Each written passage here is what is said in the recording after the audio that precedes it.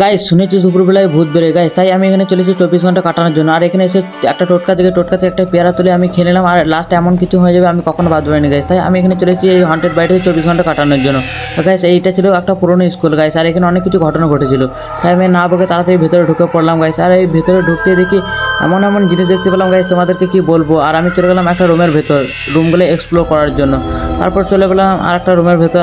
আর guys এত গরম, এই গরমের মধ্যে আমি কি এখানে 24 ঘন্টা কাটাতে পারবো তোমরা কমেন্টে জেনে গাইস। তাই কিছুক্ষণ ঘোরাঘুরির পর আমার এখানে কিছুক্ষণ পায়ে ব্যথা শুরু হয়ে যায়, আমি কিছুক্ষণ ঘুমোতে লাগলাম গাইস। কিছুক্ষণ ঘুমানোর পর এখানে আমার হঠাৎ উঠে আমার খুব খিদে লেগে যায় গাইস। আর আমি নিয়ে গেলাম দুটো লেস, আর গাইস লেসটা করে আমি খেতে লেগে গেলাম গাইস। কিছুক্ষণ খাওয়ার পর আমি চলে গেলাম ওপর দিকে গাইস, আর ওপর দিকে এসেই দেখি এদিকে হন্টেড কুয়ো গাইস। তারপর চলে এলাম এই রুমটার ভিতরে, আর রুমটার ভিতরে ঢুকে দিকে এদিকে নাকি টোটকা গাইস। এই টোটকা দেখে আমার একটা মাথায় বুদ্ধি এলো গাইস, তাই আমি এই পেয়ারাটা নিয়ে খেতে লাগলাম গাইস। আর এই পেয়ারাটা খেয়ে আমার সঙ্গে কিছু হলো না গাইস। তো তোমরা চাও আমি এখানে সারা রাত কাটাবো, তাহলে চ্যানেলটা সাবস্ক্রাইব করে লাইক করতে ভুলো না কিন্তু।